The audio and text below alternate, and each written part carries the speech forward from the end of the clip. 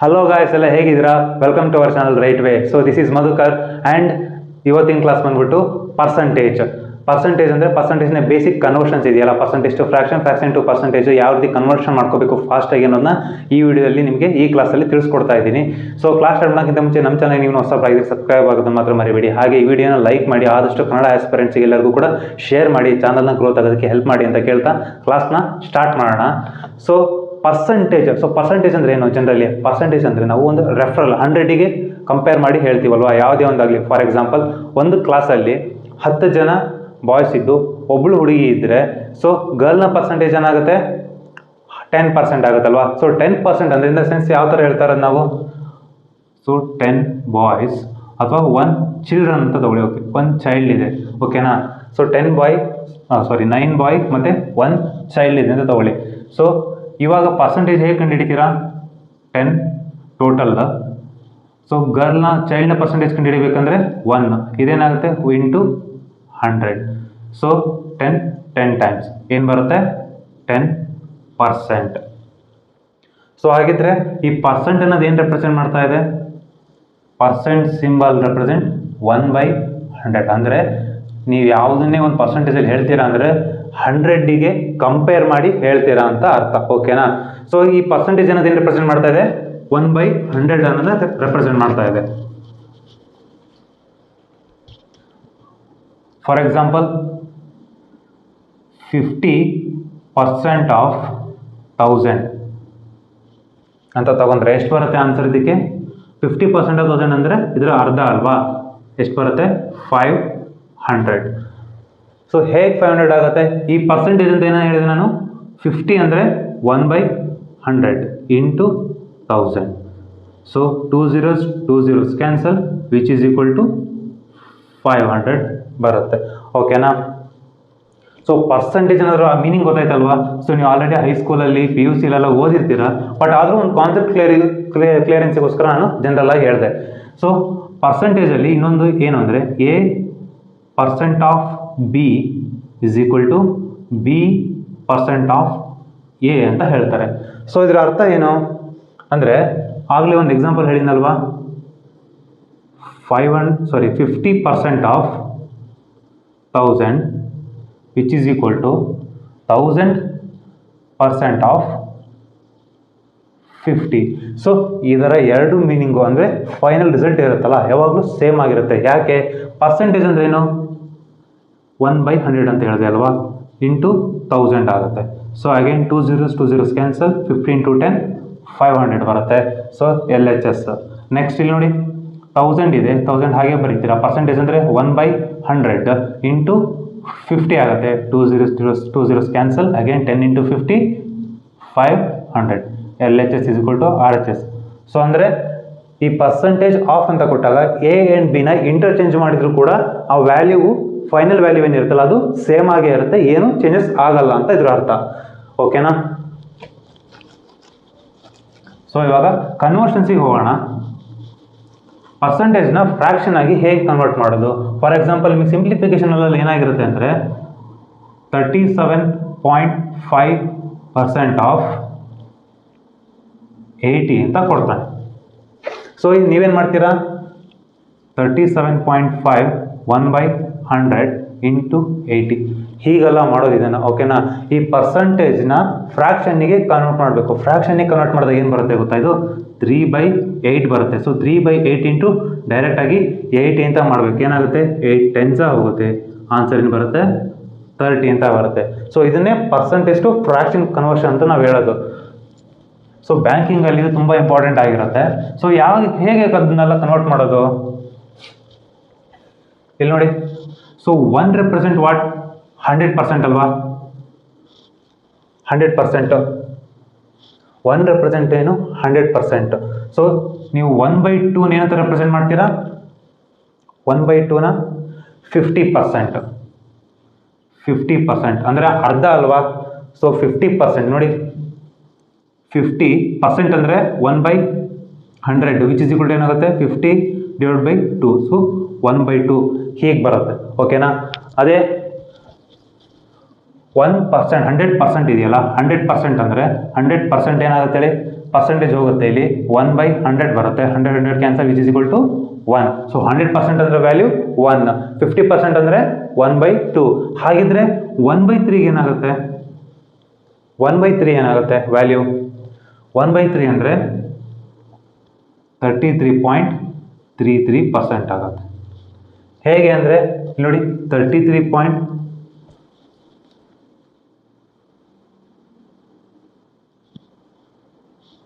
ಇಲ್ಲೇ ನೋಡಿ 1/3 ಇದೆ. 1/3 ಇಸ್ ಈಕ್ವಲ್ ಟು 33.33% ಅಂತ ಹೇಳಿದೆ ಅಲ್ವಾ. ಸೊ ಈ ಪರ್ಸೆಂಟ್ ಏನಿದೆ, ಈ ಪರ್ಸೆಂಟ್ನ ತೆಗೆದ್ರೆ ಏನು ಬರುತ್ತೆ? ಇಲ್ಲಿ 1/100 ಬರುತ್ತೆ ಅಲ್ವಾ. ಸೊ ಈ 1/100 ಅಂದರೆ ಈ 100ನ ಈ ಕಡೆ ಮಲ್ಟಿಪ್ಲೈ ಮಾಡಿ ಏನು ಬರುತ್ತೆ? 100/3 ವಿಚ್ ಇಸ್ ಈಕ್ವಲ್ ಟು 33.33. ಬೇಕಾದ್ರೆ ಡಿವೈಡ್ ಮಾಡಿ LHS is equal to RHS ಆಗುತ್ತೆ. 3 ಹೌ ಮೆನಿ ಟೈಮ್ಸ್ ಹೋಗುತ್ತೆ? 3 3s are 9, remaining 3 3 3s are 9, point ಇಡ್ತೀರಾ 3 3 3 3 ಬರ್ತಾ ಹೋಗುತ್ತೆ. So LHS is equal to RHS. So 1/3 ಅಂದರೆ 33.33%. ಓಕೆನಾ? ಹಾಗಿದ್ರೆ 1/4 ಅಂದರೆ 25%. ಹೇಗೆ? ಏನೂ ಇಲ್ಲ, 1/4 ಆಫ್ 100 ಮಾಡೋದು. ಏನು ಬರುತ್ತೆ?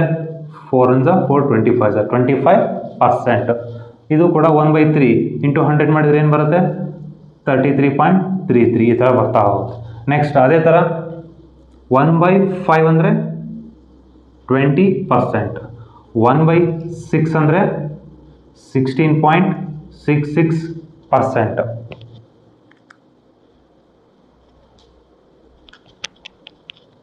1/6 ಅಂದರೆ 16.66%. 1/7 ಅಂದರೆ 14.28%. 1/8 ಅಂದರೆ 12.5%. 1/9 ಅಂದರೆ 11.01%. ನೆಕ್ಸ್ಟ್ 1/10 ಅಂದರೆ 10%. ಇದೆಲ್ಲ ಪರ್ಸೆಂಟ್. ಓಕೆ. ಸೊ ಅದೇ ಥರ ನೆಕ್ಸ್ಟ್ 1/11 ಅಂದರೆ 9.09%. ಸೊ ಇದು 11. ಓಕೆ, 11.11. ನೆಕ್ಸ್ಟ್ 1/12 ಅಂದರೆ 8.33%. ನೆಕ್ಸ್ಟ್ 1/13 ಅಂದರೆ 7.69%. 1/14 ಅಂದರೆ 7.14%. 1/5 ಅಂದರೆ 6.66%. 1/15 ಅಂದರೆ 6.66%. 1/16 ಅಂದರೆ 6.25%. ಸೊ ಅಪ್ ಟು 1/16 ವರೆಗೂ ನಿಮಗೆ ಗೊತ್ತಿರಲೇಬೇಕು. ಓಕೆನಾ ವ್ಯಾಲ್ಯೂ. ಸೊ ಅವಾಗ ಮಾತ್ರ ನಿಮ್ಮ ಕ್ಯಾಲ್ಕುಲೇಷನ್ ಸ್ಪೀಡ್ ಕೂಡ ಇಂಪ್ರೂವ್ ಆಗುತ್ತೆ ಸಿಂಪ್ಲಿಫಿಕೇಶನ್ ಎಲ್ಲ ಮಾಡಬೇಕಾದ್ರೆ. ಸೊ ಹೇಗೆ ಅಂದರೆ ಪರ್ಸೆಂಟೇಜ್ ಕೊಟ್ಟಿರ್ತಾನೆ, ಡೈರೆಕ್ಟ್ ನೀವು ಮೈಂಡಲ್ಲಿ ಅದನ್ನು ಫ್ರಾಕ್ಷನ್ಸ್ಗೆ ಕನ್ವರ್ಟ್ ಮಾಡ್ಬೋದು. ಸೊ ಇದನ್ನೆಲ್ಲ ಒಂದು ಕಡೆ ನೋಟ್ ಮಾಡ್ಕೊಳ್ಳಿ. ನಾನು ಸ್ಕ್ರೀನಿಂದ ದೂರ ಇರ್ತೀನಿ, ಒಂದು ಕಡೆ ನೋಟ್ ಮಾಡ್ಕೊಬಿಡಿ ಎಲ್ಲ ಪೂರ್ತಿ, ಅಥವಾ ಸ್ಕ್ರೀನ್ ಶಾಟ್ ತಗೊಳ್ಳಿ.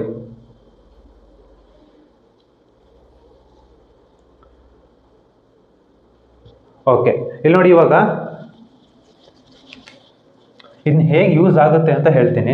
ಸೊ ಈ ಕನ್ವರ್ಷನ್ಸ್ಗಳು, ಫಾರ್ ಎಕ್ಸಾಂಪಲ್ ನಾನು ಆಗಲೇ ಹೇಳಿದೆ ಅಲ್ವಾ, ಫಸ್ಟಿಗೆ ಒಂದು ಎಕ್ಸಾಂಪಲ್ ಕೊಟ್ಟೆ 37.5 ಅಂತ. ಸೊ ಇದನ್ನು ಹೇಗೆ ಕನ್ವರ್ಟ್ ಮಾಡಿದ್ರಿ ಅಂದರೆ ಇಲ್ಲಿ ನೋಡಿ 12.5 ಅಂದರೆ 1/8 ಅಲ್ವಾ. ಇಲ್ಲಿ ಏನು ಕೊಟ್ಟಿದ್ದಾನೆ? 37.5. ಸೊ 12.5 ಇಂಟು 2 ಮಾಡಿದರೆ ಏನು ಬರುತ್ತೆ? ಇಂಟು 2 ಮಾಡಿದರೆ 25 ಬರುತ್ತೆ. ಸೊ ಇಲ್ಲಿ ನೋಡಿ ಅವಾಗ 1/8ಗೂ ಕೂಡ ಇಂಟು 2 ಮಲ್ಟಿಪ್ಲೈ ಆಗುತ್ತಾ, ವಿಚ್ ಈಸ್ ಈಕ್ವಲ್ ಟು ಏನಾಗುತ್ತೆ? 2/8. 2/8 ಅಂದರೆ 1/4. ಸೊ 1/4 ಅಂದರೆ ಅಗೇನ್ 25% ಬಂದಂಗೆ ಆಯ್ತಲ್ವಾ. ಇಲ್ಲಿ 1/4 ಅಂದರೆ 25%. ಅದೇ ಅಕಸ್ಮಾತ್ 12.5 ಇಂಟು 3 ಆಯಿತು. ಇಂಟು 3 ಆದರೆ ಏನಾಗುತ್ತೆ? 12.5 ಇಂಟು 3 ಅಂದರೆ 37.5 ಆಗುತ್ತೆ, which is equal to 3/8. So ಇವಾಗ ಗೊತ್ತಾಯ್ತಾ 37.5 ಅಂದರೆ ನಾನು 3/8 ಅಂತ ಹೇಗೆ ಬರೆದೆ ಈಸಿಯಾಗಿ ಅಂತ. ಸೊ ಈ ಥರ ವ್ಯಾಲ್ಯೂಸ್ಗಳು ಗೊತ್ತಿರಬೇಕು.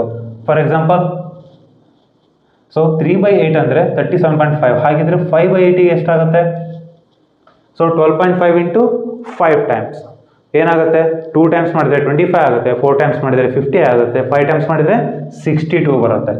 ಸೊ ಇದೇನಾಗುತ್ತೆ? 62 ಆಗುತ್ತೆ.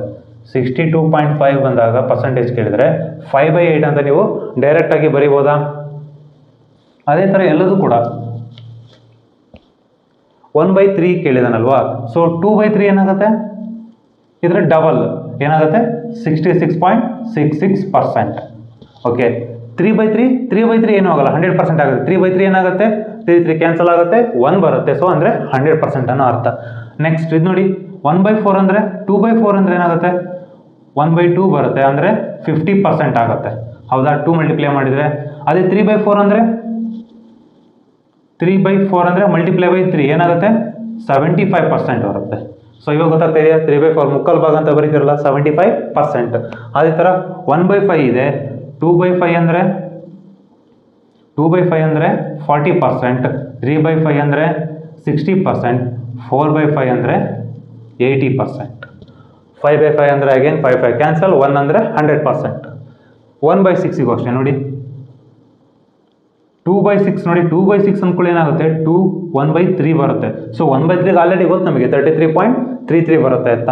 ಸೊ 2/3 ಬೇಡ, 3/3 ತೊಗೊತೀರಾ, 3/6 ತೊಗೊಂಡ್ರೆ ಏನಾಗುತ್ತೆ, 3 1 3 2 ಏನು ಬರುತ್ತೆ, 50% ಬರುತ್ತೆ.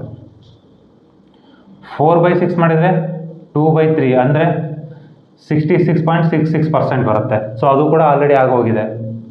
ನೆಕ್ಸ್ಟ್ ಅದೇ 5/6 ಮಾಡಿದರೆ ಏನು ಬರುತ್ತೆ, 1/6ನ ಕಮ್ಮಿ ಅಂದರೆ 84.44%, ಸಾರಿ 34%, 84.34%.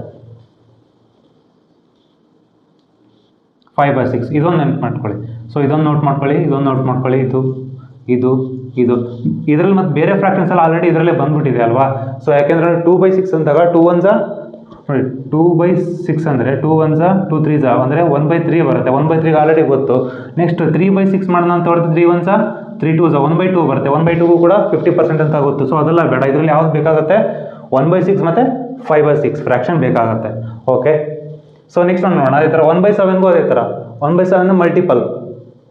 ನೆಕ್ಸ್ಟ್ ಇಲ್ಲಿ 14.28 ಇದೆಯಾ, ಹಾಗಿದ್ರೆ 2/7 ಏನಾಗುತ್ತೆ ಹೇಳಿ, 2/7 ಏನಾಗುತ್ತೆ 28.56. ಸೊ 28.56 ಅಂತ ಪರ್ಸೆಂಟೇಜ್ ಇದ್ದರೆ ಅದನ್ನ 2/7 ಅಂತ ಡೈರೆಕ್ಟಾಗಿ ಬರೀಬೋದು. ಇದು ಹೇಗೆ ಸರ್ ಕಂಡಿಟ್ಕೊಳ್ಳೋದು ಅಂತ ಹೇಳಿದ್ರೆ, ಇಲ್ಲಿ ನೋಡಿ 7ನ ಮಲ್ಟಿಪಲ್ ಬಂದಾಗಲ್ಲ ಇಲ್ಲಿ 1/7 ಮಲ್ಟಿಪಲಲ್ಲೇ ಫ್ರಾಕ್ಷನ್ಸ್ ಬರ್ತಾ ಹೋಗುತ್ತೆ. ಓಕೆನಾ, ಪರ್ಸೆಂಟೇಜು 7ನ ಮಲ್ಟಿಪಲಲ್ಲಿ ಇದ್ದಾಗ ಇಲ್ಲಿ ಕೂಡ 2/7 ಅಥವಾ 1/7 ಮಲ್ಟಿಪಲ್ಸಲ್ಲೇ ಇರುತ್ತೆ ಅಂತ ಅಂಡರ್ಸ್ಟ್ಯಾಂಡಿಂಗ್ ಅದು. ಸೊ ನೆಕ್ಸ್ಟ್ ನೋಡಿ 1/8 ಹಾಗೆ 12.5 ಇದೆ. ಸೊ ಅಗೇನ್ 2/8 ಮಾಡಿದರೆ 1/4 ಬರುತ್ತೆ. 1/4 ಅಂದರೆ 25% ಆಲ್ರೆಡಿ ಇದೆ. ಸೊ ಇದು ಬೇಡ ನಮಗೆ. ನೆಕ್ಸ್ಟ್ 3/8 ಅಂದರೆ 37.5 ಆಗುತ್ತೆ. 4/8 ಬೇಡ, 4/8 ಮಾಡಿದ್ರೆ ಏನು ಬರುತ್ತೆ, 1/2 ಬರುತ್ತೆ. 1/2 ಆಲ್ರೆಡಿ ಗೊತ್ತಿದೆ 50% ಅಂತ. ಸೊ ಅದು ಬೇಡ. ನೆಕ್ಸ್ಟ್ ನೋಡಿ 5/8 ಅಂದರೆ 62.5% ಆಗುತ್ತೆ. 7/8 ಅಂದರೆ 6/8. ನೆಕ್ಸ್ಟ್ 6/8 ಒಂದು ನಿಮಿಷ.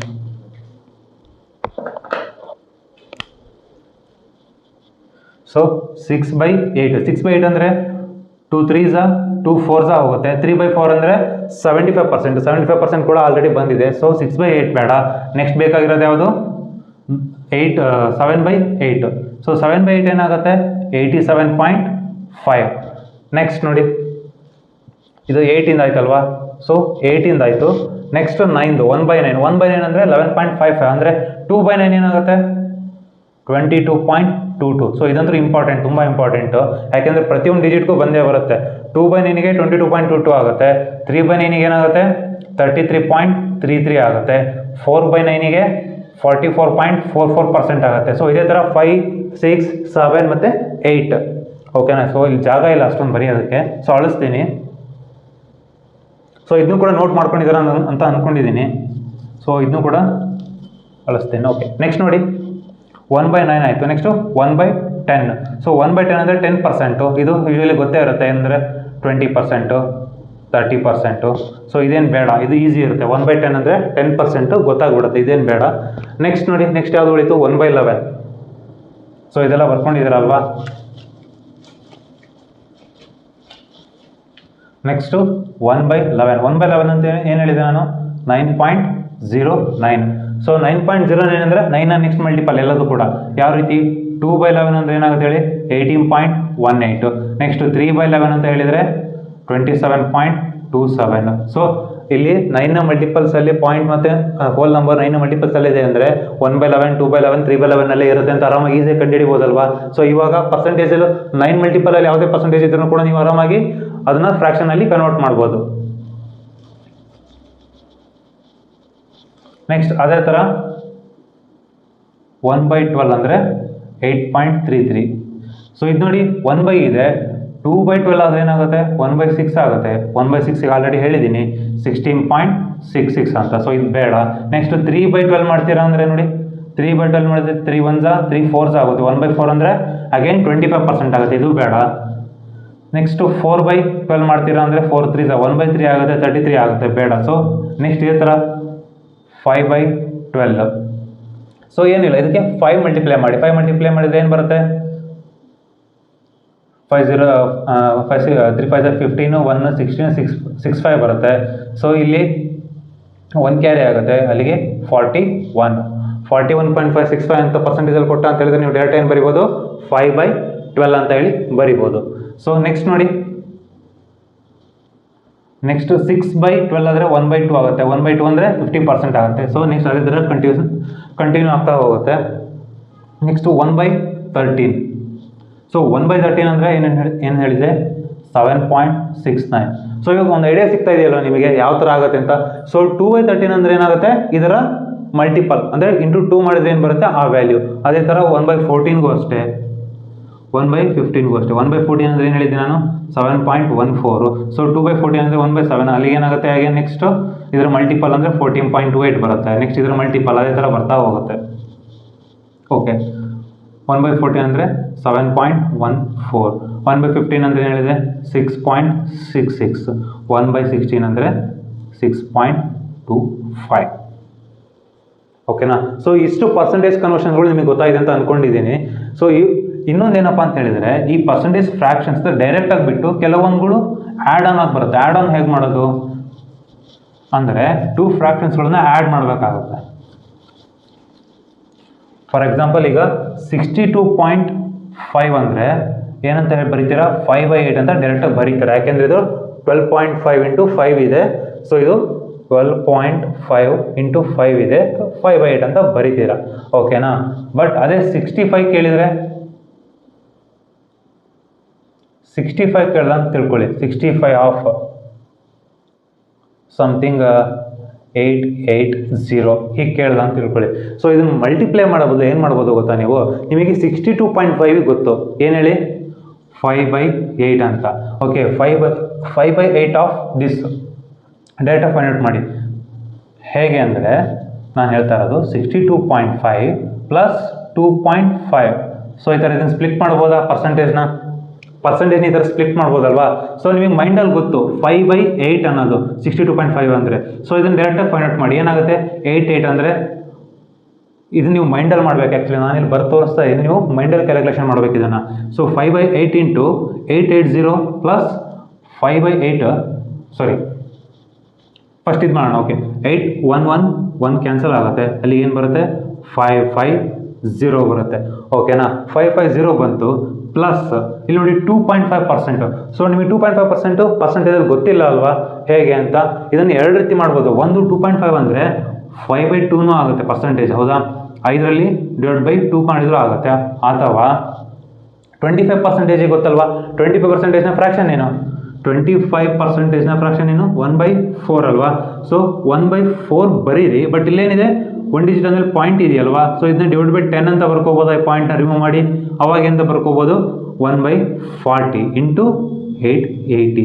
ಸೊ ಇದು ನಾನು ಬರೀತಾ ಇದ್ದೀನಿ, ಬಟ್ ನೀವು ಮೈಂಡಲ್ಲಿ ಕ್ಯಾಲ್ಕುಲೇಷನ್ ಮಾಡಿದಾಗ ಟೈಮ್ ತುಂಬ ಸೇವ್ ಆಗುತ್ತೆ. ಹಿಂಗೆ ಬರೆದ್ರೆ ಟೈಮ್ ಕನ್ಸ್ಯೂಮ್ ಆಗುತ್ತೆ, but mind calculation time save ಮಾಡುತ್ತೆ. 0 ಕ್ಯಾನ್ಸಲ್, 4 2s 4 2s. ಸೊ 22 ಬರುತ್ತೆ, ಅಲ್ಲಿಗೆ 572 ಆನ್ಸರ್ ಬರುತ್ತೆ. ಸೊ ಇದೇ ಕ್ವಶನ್ ಇವಾಗ ನೋಡಿ ನಾನು ವರ್ಕ್ ಮಾಡಿದ್ದೀನಿ, ಹೇಗೆ ಮೈಂಡಲ್ಲಿ ಮಾಡೋದು ಅಂತ ಹೇಳ್ತೀನಿ. ಸಿಂಪಲ್ 880 ಇದೆ. ಸೊ 5/8 ತೊಗೊತೀರಾ. 5/8 ಅಂದಾಗ 811 ಆಗುತ್ತೆ. 11 × 5 ಅಂದರೆ 550 ಆಗುತ್ತೆ. ಪ್ಲಸ್ 25% ಅಂದರೆ 1/4 2 ಬರುತ್ತೆ. ಸೊ 2 1 0 ಇರೋದ್ರಿಂದ ಇಲ್ಲಿ 0 ಕ್ಯಾನ್ಸಲ್ ಆಗುತ್ತೆ. ಡೈರೆಕ್ಟಾಗಿ 22 ಬರೀಬೋದು. ಏನು ಬರುತ್ತೆ 572 ಡೈರೆಕ್ಟಾಗಿ ಬರೀಬೋದಾ? ಮಲ್ಟಿಪ್ಲಿಕೇಶನ್ ಮಾಡ್ದೇ ಪರ್ಸೆಂಟೇಜಲ್ಲೇ ನೀವು ಈ ಆನ್ಸರ್ನ ಕಂಡುಹಿಡಿಬೋದು. ಸೊ ಪರ್ಸೆಂಟೇಜ್ ಕನ್ವರ್ಷನ್ನ ಬೇಸಿಕ್ ಒಂದು ಶಾರ್ಟ್ ಕ್ಲಾಸ್ ಆಗಿತ್ತು. ಇದೇ ಥರ ವೀಡಿಯೋಸ್ ನಿಮಗೆ ನೆಕ್ಸ್ಟ್ ಅಪ್ಕಮಿಂಗ್ ಡೇಸಲ್ಲೂ ಬೇಕಂತ ಹೇಳಿದ್ರೆ ಕಮೆಂಟ್ ಸೆಕ್ಷನಲ್ಲಿ ತಿಳಿಸಿ. ಹಾಗೆ ನಮ್ಮ ಚಾನಲ್ ಸಬ್ಸ್ಕ್ರೈಬ್ ಮಾಡಿ, ಲೈಕ್ ಮಾಡಿ, ವೀಡಿಯೋನ ಆದಷ್ಟು ಎಲ್ಲರಿಗೂ ಶೇರ್ ಮಾಡಿ. ಎಸ್ಪೆಷಲಿ ಕನ್ನಡ ಆಸ್ಪಿರೆಂಟ್ಸ್ಗೆ ಶೇರ್ ಮಾಡಿ. ಕನ್ನಡದಲ್ಲಿ ಈ ಥರ ಬ್ಯಾಂಕಿಂಗ್ ಕಂಟೆಂಟ್ಗಳು ತುಂಬ ಕಡಿಮೆ ಇದೆ. ಸೆಂಟ್ರಲ್ ಗೌರ್ಮೆಂಟ್ ರಿಲೇಟೆಡ್ ಕ್ಲಾಸಸ್ಗಳು ಕೂಡ ಕಡಿಮೆ ಇದೆ. ಸೊ ಅಪ್ಕಮಿಂಗಲ್ಲಿ ಆ ಕ್ಲಾಸಸ್ನೆಲ್ಲ ಪ್ರೊವೈಡ್ ಮಾಡುವಂಥ ಕೆಲಸ ನಾನು ಮಾಡಬೇಕಂತ ಅಂದ್ಕೊಂಡಿದ್ದೀನಿ. So this is my channel goal. ಓಕೆನಾ? ನನ್ನ ಚಾನಲ್ ಗೋಲು ಅದೇ ಇರೋದು. ಆ್ಯಕ್ಚುಲಿ ಸೆಂಟ್ರಲ್ ಗೌರ್ಮೆಂಟ್ ಎಕ್ಸಾಮ್ಸಿಗೆ ನಮ್ಮ ಕನ್ನಡದಲ್ಲಿ ಕಂಟೆಂಟು ತುಂಬ ರೆಡಿ ಆಗಬೇಕು, ನಮ್ಮ ಚಾನಲ್ ಮುಖಾಂತರ ಎಲ್ಲರಿಗೂ ಪ್ರೊವೈಡ್ ಆಗಬೇಕು ಅನ್ನೋದು ನನ್ನ ಉದ್ದೇಶ. ಸೊ ಈ ವಿಡಿಯೋ ಇಷ್ಟ ಆಗಿದ್ರೆ ಲೈಕ್ ಮಾಡಿ, ಶೇರ್ ಮಾಡಿ, ಹಾಗೆ ನಮ್ಮ ಚಾನಲ್ನ ಸಬ್ಸ್ಕ್ರೈಬ್ ಮಾಡಿ.